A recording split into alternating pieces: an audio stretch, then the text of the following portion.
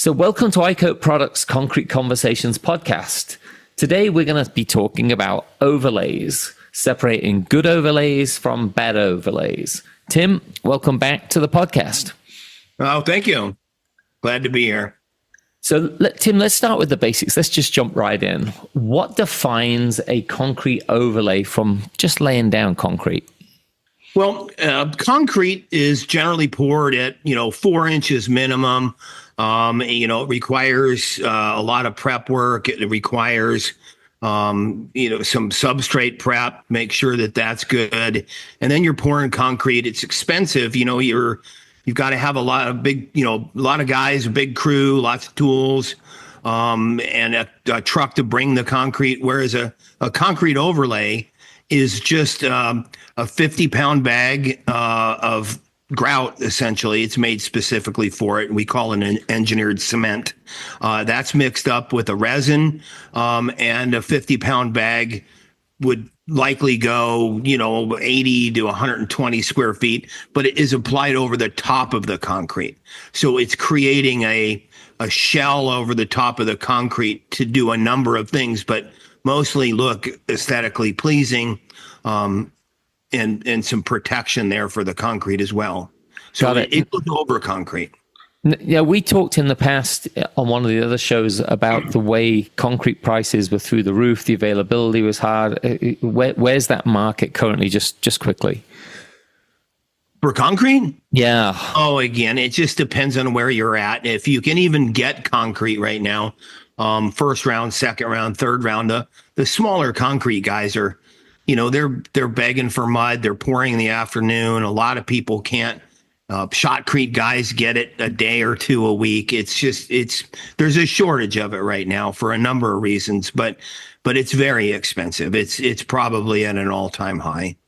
Okay, and so just for our listeners, if you want to just keep in touch with us over at iCoatProducts.com and ping us, we keep our head to the ground when it comes to concrete prices of product, and we're always there as a resource for you. So okay, let's just jump right in. What's the difference between a good concrete overlay and a bad one? Is there a quick definition? Well, it's funny. The purpose of the overlay obviously is to look good, be functional in the fact that it's going to be a sealed surface, it's going to prevent stains, and that it has a good effect. It can be looking like flagstone or tile or wood grain or big texture with some borders or slate or whatever you want. So that's the purpose of an overlay, and there's really not unless you're talking about a really, really, really bad job, which, we're not even going to talk about. But I'm talking about small differences, small things you can do that create an excellent job versus one that looks, kind of so-so. And there's not a lot of things that make that distinction. But, in so many things in life, it really is the difference between having that expertise, right, and understanding the little nuances that make something great rather than just good, that in a lot of ways separate professionals from just practitioners. Well, that's true. And, the thing is, the other thing that you expect is, and I'm just talking about bad aesthetic jobs. I'm talking about bad jobs that just don't last. And if poor prep is done, so if you were going to paint a car, say, if you did a lousy job on the Bondo and you didn't clean the rust off and you didn't do this, that's going to fall apart in a couple of years. And you don't want that. And it's the same exact thing. So if the concrete's not prepped properly, then the overlay's not going to stick. Right, and talking about prepping concrete, what depth can you go to? What are the sort of issues that you face when prepping concrete? Because I think everyone sort of in their head imagines maybe cracks, but is there other situations with concrete you have to look out for? Yeah, there's a lot of different things. You can have something with tile down, which is going to have a thin set. you're going to have to grind that off. You can have some contaminants like dirt, oil, paint. All those things would be a bond breaker. And what I mean by that is when you put something over the top of it, it prevents the adhesion to the concrete directly. So the key is it's got to be clean and it's got to be sound. But there's a lot of other things that you need to look out for. Like, again, paint is one of them. You want to get that off, but you're going to see loose pieces here and there, and that's important to get those off because, again, that's going to come apart. You're going to look for those along the edges. You're going to look for those along and inside the cracks, inside the saw cuts, inside expansion joints. You're going to look for loose pieces and on the edges and things. You're going to look to see if there's a problem with the substrate where the cream is coming off. There's a lot of things that can cause that. If there's salts that have gotten onto it and eroded the top, there's a thing called alkali silica reaction, which is it's basically a gel that forms under and pushes the cream off when it gets wet from unclean aggregate. There's a lot of things that you're going to want to look for. But again, we're back to the basic: get it clean, get it sound, and then it'll be a good candidate for an overlay. Is there a process when you're prepping a surface like this that you like to go through? Is there a recommended set of steps? Yeah, well, and again, it depends on the concrete itself, obviously. But if you've got a really slick troweled concrete where it's finished with, like a hard trowel where it's really sealed up, that we are going to want to etch with an acid wash, like a 12-to-1, 12 waters to 1 acid solution to open up the pores a little bit. If you've got grease or oil or whatever there, a degrease on there, and a power wash.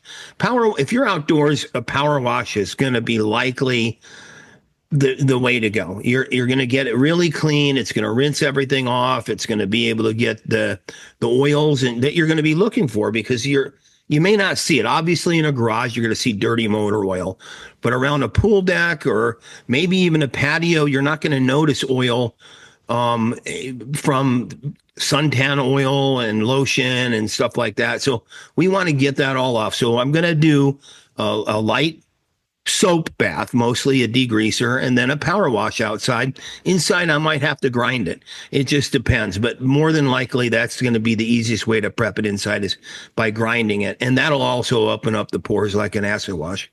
Okay. So you mentioned earlier cracks and expansion joints. Obviously, we're talking about two different things here. And you even mentioned saw cuts. What do you mean by those sort of things? Explain to our audience what the difference is and how to address each of them. Okay, well, a crack is that's one of the guarantees with concrete. It's going to crack. Every concrete cracks. We try to control that cracking by putting in saw cuts, which is essentially whether it's the same day, some people cut the same day, some people cut the next day, but it's basically taking a diamond blade, and if the concrete's 4 inches thick, you're going to score about 25% of the way through it, and that gives the concrete underneath of it a weak spot for it to crack. So we're trying to control the crack. An expansion joint is essentially the same thing, where you're running a tool when the concrete's wet to create a V. You've seen these V's, every so often in the sidewalks, in the garages. That's also for the same exact thing. It's to decide, I want this concrete to crack right there. And a crack is where you've missed out on, guessing where it's going to crack. It's cracked and there's a crack. So again, it's just a relief for the concrete to be able to move and expand and contract. So when you say honoring joints and cracks, for the layman out there, what does that mean? How does one honor a crack? Well, when you're doing an overlay, you have to honor the expansion joints. You have to honor anywhere that it's going to be moving. If you took it and troweled straight across there, then it's going to crack back. When that concrete moves, by adding 1/8 of an inch of a cement-based coating to 4 inches of concrete, 6 inches of concrete, whatever, it's not going to keep that from moving. It's going to crack right through the overlay. So the idea is that we want to honor that, especially with an expansion joint. It's the easiest because those are usually set up in squares or rectangles or whatever. So we just sell somebody a pattern and incorporate that expansion joint into the pattern. If we were doing a random stone pattern, we just tape right through it and ignore it, and it really blends in. It does a good job of hiding it. But if you work it into a slate pattern or whatever where you've got a break there, then that's a good idea. Saw cuts, same thing. You trowel over the top of that, open it back up. But and a crack is a crack. So there's a lot of different thought processes on how to deal with cracks. I like to just open them up with a blade on a grinder and incorporate that into some kind of a pattern or make it look like a big cracked stone. You go out, wow, that's a lot of cracks. That's awesome. And the customers had everybody else out there going, oh, those are terrible. We got to take it all out and put it back in. But if you can incorporate it into a pattern that looks good, that's really the way to deal with it. But some people like to cover those up with, epoxy and cloth or, anything, fiberglass, tape, or whatever. But no matter what happens, that's going to move. And if it moves and moves and moves, and you've covered it 2 inches on either side with tape or cloth or whatever, then you've got 4 inches that's coming off over the top of that crack. It'll look worse than just letting it crack by itself. So you have to honor those. I like to leave them open so they can move.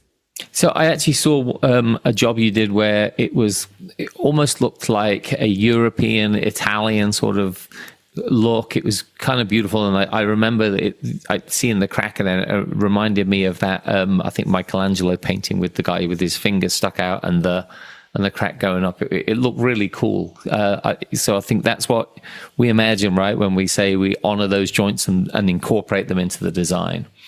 Yeah, and then if you need to add more, you can just take your margin trowel and add cracks to cracks, and you got real cracks, you got fake cracks, but it works. Right. Yeah. So you also talk in here about inside edge mistakes. What's meant by an inside edge mistake? Well, and again, we're going back to the same thing where we don't want to cover up something that needs to move independently from the concrete. And on the inside edge of, say, up against the house, between the house and the slab that's poured, there's going to be something there, or maybe it's going to be the lack of something. But when it was poured, there was something there that homosote, whether it's rubber, whether it's some kind of a material that's in there that allows the concrete to move and not be bonded directly to the house for a number of reasons. But if that's gone, then when we trowel it, it's just going to be falling down into there, and it's going to have a big gap, and it's not going to look great. If it's got homosote in it or some homosote in it and it's missing some, and you trowel over the top of that, again, now you've done the same thing. You've created something that's going to crack and pop off.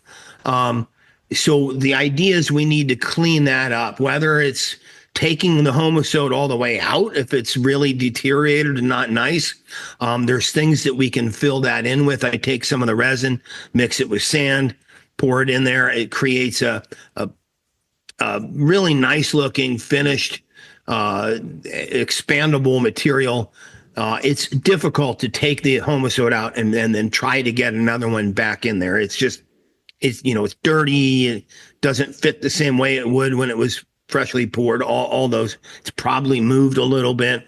So if you don't detail out that edge, then it's going to look bad. You're going to see at the end of the job, right as it goes into the house, some texture troweled over the homosote, something that's 2 years old that's chipping off because it wasn't done.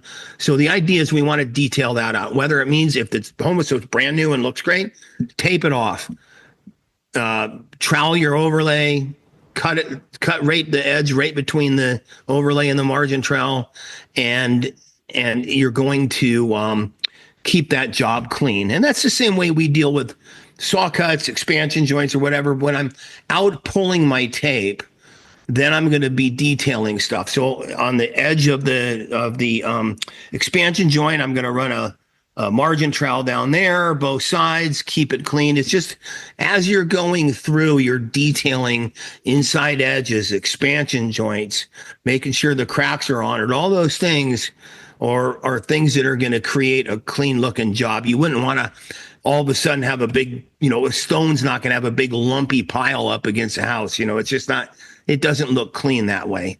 Got it. So if the homoso is missing, do you tape that edge? Is there like a process for that to create a clean line on that inside edge? And again, it depends on the job. If the homoso is entirely missing, what I'd probably do is I'd just go ahead and trowel out my overlay, and I would get that all, let it run down in the back and everything else, and I'd take the margin trowel and cut that so it's nice and clean on the edge.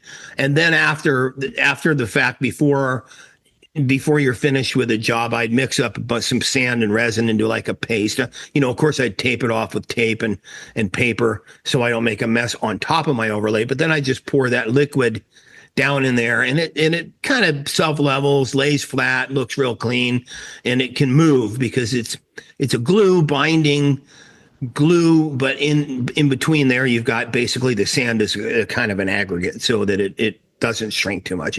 It's a really easy way to do something, and it looks clean. Great. So if an inside edge is something up against a structure, would I be right in saying that an outside edge is where it meets the lawn, the rest of the garden, a drop off, that sort of thing? Yeah, and an outside edge is actually even equally or probably a little bit more aesthetically. If it's a mess, you're going to see it worse out there because it's right there where you're in the yard and you're walking in and out. So the outside edge is exactly that. It's where it meets the pool deck, meets the pavers, meets the yard, whatever is beyond the edge of the patio. That's the outside edge of that. And this is where I see the most mistakes made, because when you're troweling it out, you could be in a big hurry. I mean, you've been with me when we've troweled it out. It's 110 degrees outside, and stuff's taken off really fast, and you got to know what to do. So on the outside edge, I find the easiest way to deal with that is when you trowel it, let it run down over the edge. You get good coverage, and then in my back pocket, I keep a margin trowel, and I just cut any drips off. The drips once they harden, they're going to look terrible. You're going to have to grind it. And then it's never going to look right. So you're going to just want to cut those drips off on the outside edge as you're going. And that really seems to be the easiest way to do it. And then after it's all done, you've created the surface, you can come back, and then you can take a brush, you can take a margin trowel, you can add material back to that area.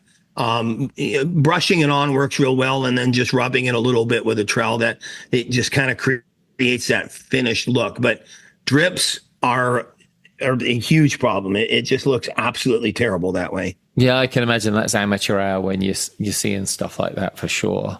So we're going to get a little bit Shakespeare here. To base coat or not to base coat? That is the question. Explain where you're going with this.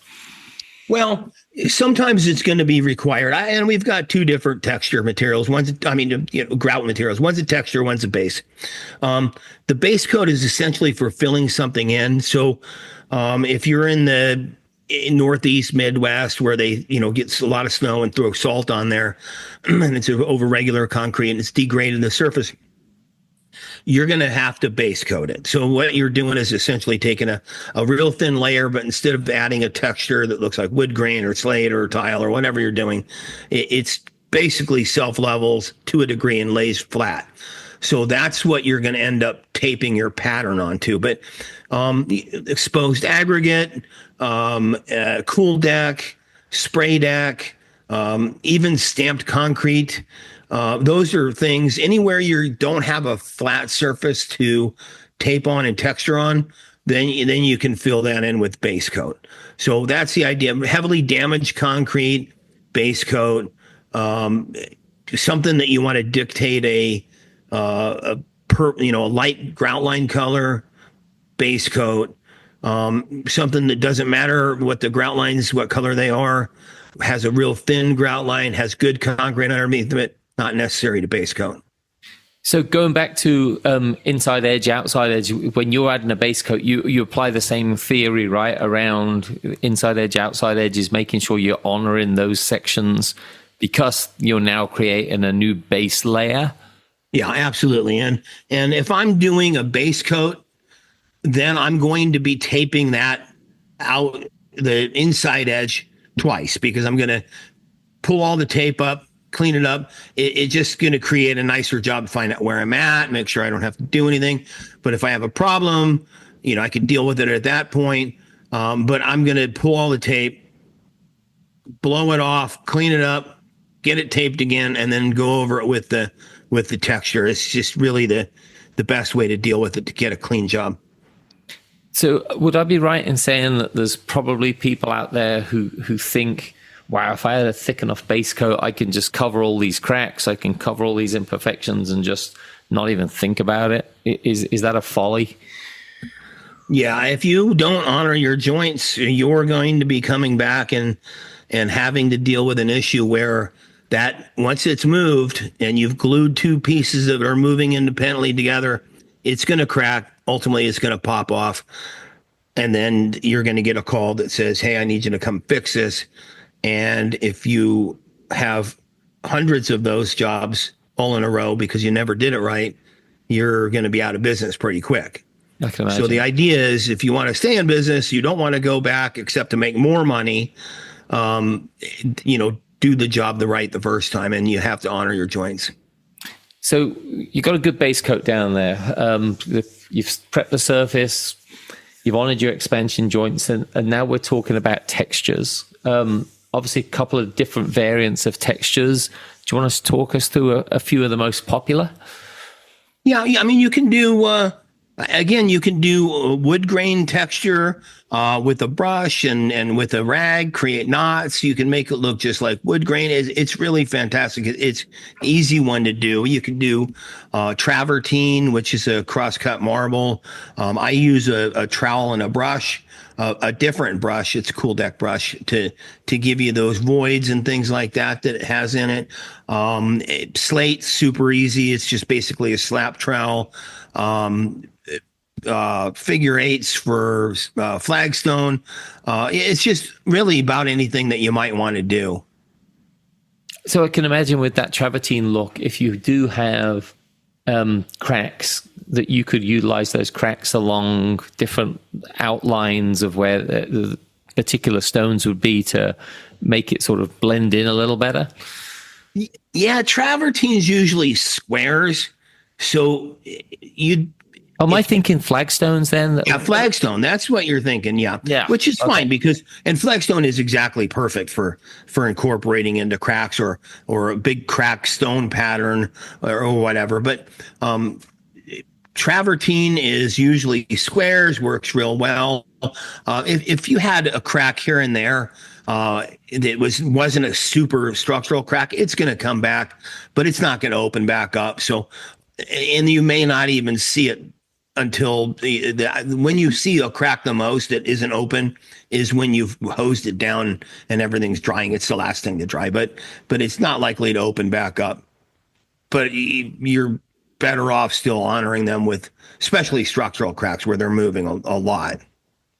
So when you're doing base coat and textures, one thing I think we maybe missed was just so people can understand the length of the job they're looking at. What are we talking dry time for both textures and base coats? Well, and that really depends on what time of the year it is and where you're at. Humidity slows things down a lot. Cold slows things down a lot.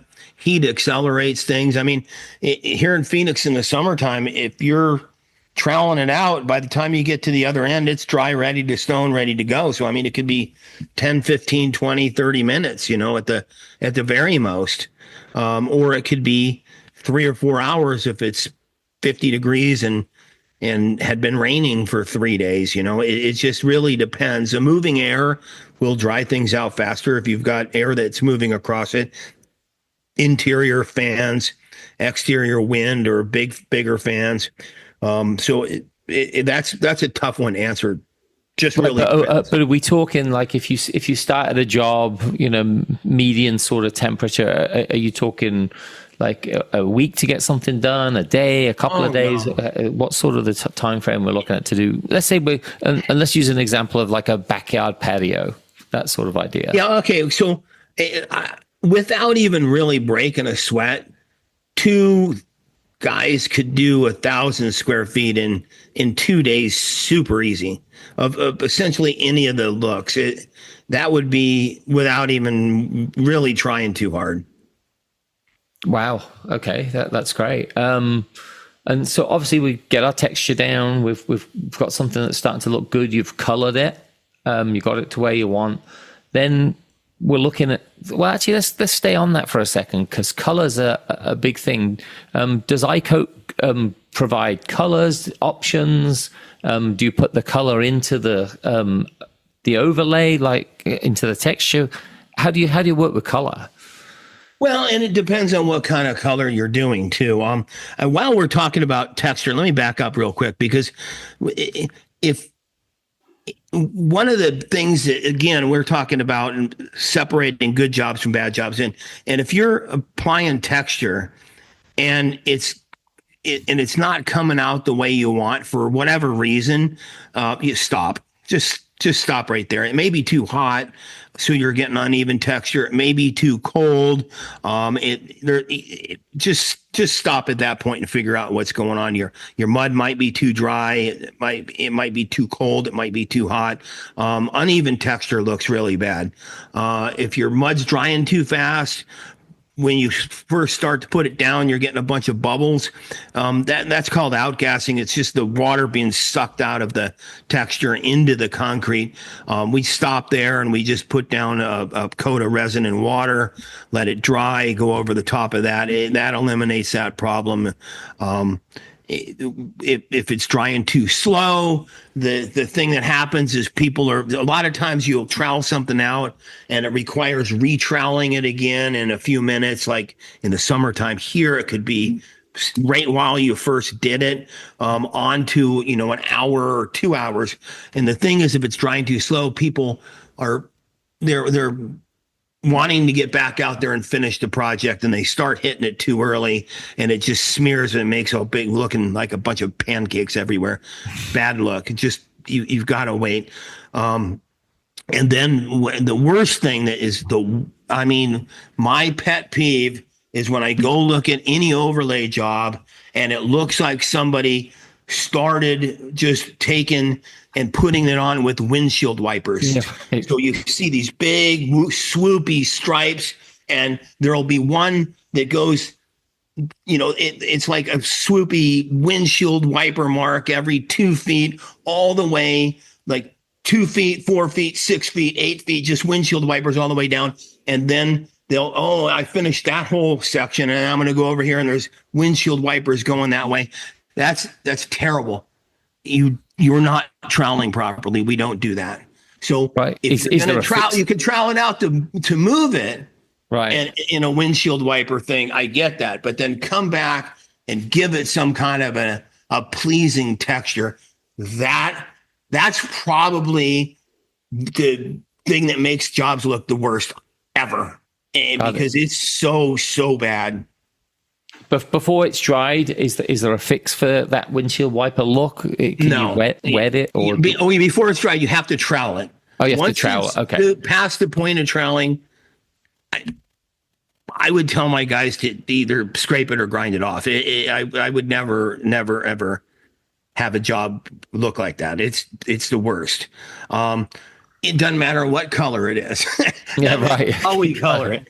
And getting back to your color question, yeah, we've got a number of different colors, dry colors, dispersion colors that can be mixed in, sprayed on top, that can be mixed into either water or an acrylic mixture that give you a different effect.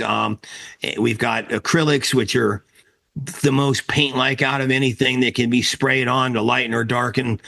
So yeah, any colors, and again, coloring is something that you want to look natural. So, I don't see too many problems with coloring, except where people get too many deep spots and it looks like polka dots and stuff. But that's it. That's one of my main calls that I get. How do I take care of this? Send me a picture. Okay, here we're going to pepper over the top of that with some acrylics. We're good. So coloring is something that if you screw up your texture, that's just a big problem. Screwing up your color, that's a minor problem. So is having a bit of an artistic eye handy when it comes to obviously creating these different looks? I don't know if it's art. I don't consider myself an artist. It's just an attention to detail. Okay, got it. And having some pride. If you've got some pride and some attention to detail, and you're not going to have any trouble picking up the coloring at all. You certainly don't have to be an artist. Okay, got it. So you got that far. Then options for sealing, or do you even have to seal it? So what's the position with either sealing or not sealing? Yeah, you would definitely want to seal it with something. No matter what, the texture is it's not like our countertop texture where that has a waterproof additive in it and things like that. This is not. This is open. It's porous. It's designed with for you concrete guys out there. It's called air entrainment, so that it can absorb some freeze thaw expansion within itself. So it's open. We definitely want to seal it. And it depends on what you want to seal with. Outside, I'm going with a solvent-borne acrylic. It's cheap, fast, and easy. It dries good. It does a great job of sealing. It has great UV protection. It smells bad for inside, so I'd use something different in there. But when you're sealing, it's kind of hard to screw it up. Again, with attention to detail, but it can be sprayed. If you're spraying, mask off the house, because you're going to spray it all over the house, and you don't want that. So do that.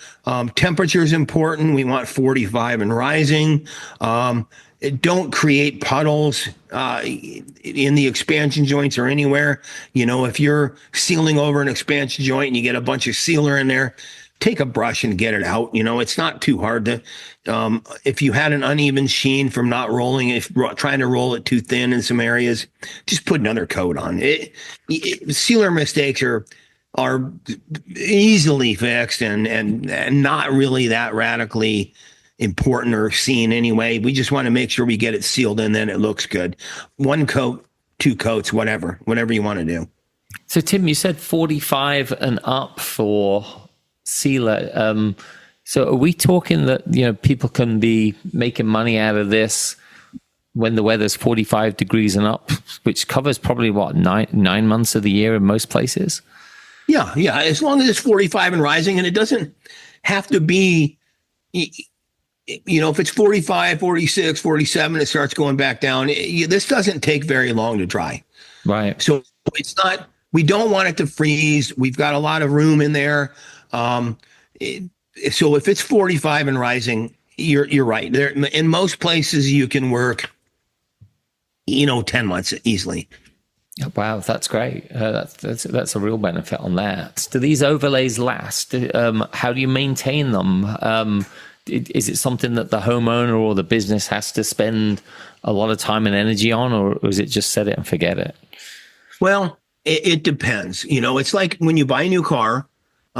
If you want that car to look like it's a brand new car or very close to it 20 years from now, you're going to have it detailed. You're going to wax it. You're going to have it washed regularly. If it's dirty all the time with bad tires and stuff like that, it's not going to look.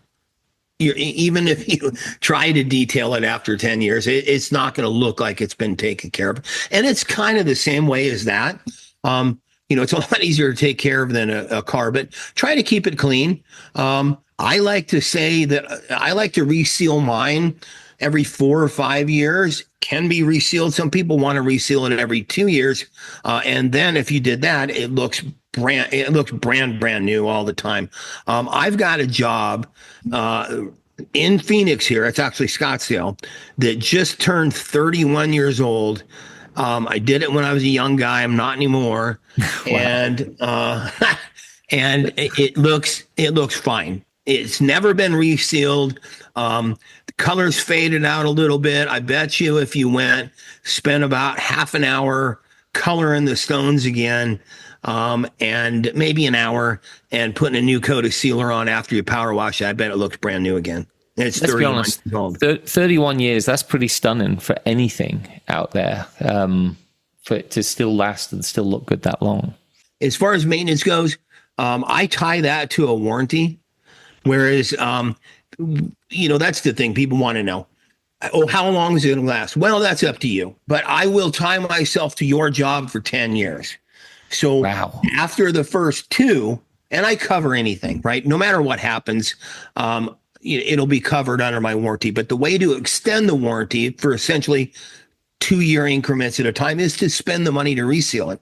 And it's not really that much, $1, $1.20, $1.25 a square foot. So if you had, a 400 square foot job every 2 years, you put $400 or $500 in it, and it's brand new. And if there's any chips or there's any damage or there's anything that needs to get done while I'm out there doing that, I'm going to go ahead and fix that. In fact, I had a customer that was putting in an additional garage, and they had a backhoe there across their driveway. I'd coated their driveway. They'd taken the backhoe had taken the dumpster that they had, 20-yard dumpster, and pushed it literally across the driveway and scratched, probably 10 or 15 stones, really, really bad, because it's a 20-yard dumpster being slid across it. So anyway, they called me, hey, I need to let this guy know how much it's going to be to fix it. And I said, well, your warranty maintenance work is coming up. So, just have them take care of that, whatever it is, and we'll do the whole thing. So we went out and fixed that, resealed it, looks brand new. Everybody's happy. And, it's basically covered under warranty. But that's great, because, that's the sort of thing with a lot of other situations. If you had pavers and things like that, you're basically pulling pavers and going through a hell of a job to fix that situation. No, that's great. That's really exciting. So for people doing this, you're looking at something you can do 10 months of the year. It's cost effective for the homeowner. How's it profit margin as a last step on this? What are we looking at, money that can be made out of it for a contractor getting out there and doing this? Oh, yeah. I used to tell everybody it's such easy money. It's like stealing. It's just, it is fantastic money. If you were getting the same money as it takes to remove and replace the slab, say, and here in Phoenix, that's $7-8 a square foot. I'll bet you it's 15 to 20 in Chicago or somewhere like that. But if you were selling this, your material and labor costs on this, there's no possible way that it could be over, say, $3 a square foot. There's no way. Material is about $1.25. If you're spending more than $2 on labor, man, your guys are just mailing in. You need to look for more better guys, let's put it that way. Or either that, or you're paying them $80 an hour or something. But it's the profit margins are very, very good. And it's one of those things that word of mouth, it just takes off on this. Like you're not a hero from pouring a gray vanilla concrete slab. You're just not, oh, wow, that looks good. Concrete guys will be like, wow, that looks really good, or that looks really bad. But an overlay, the neighbors are watching, they can't wait to show it off. It's just something that catches fire. You do a job, you sell 2, do those 2 jobs, you sell 5. It's really, really, really good work. It's another arrow in your quiver. It doesn't replace what you're doing, but hey, I can also do this. I can also do countertops. I can also do this, your garage, whatever. But it's just having things to sell people that are good customers and keeping them happy. So, Tim, tell people how they can contact you and get in touch. And if they're not already doing this, get started and or learn more about it. Yeah, sure. Well, I'm always available at 602-258-1114. That's at iCoat Products. That's our main line. It's Tim at iCoatProducts.com. Or you can visit our webpage at www.iCoatProducts.com. And I'll look forward to talking to you. If you got questions, shoot me an email, call me, shoot me a text, whatever. Tim, that's excellent. So for everyone, thanks for listening in on Concrete Conversations. We'll see you next time.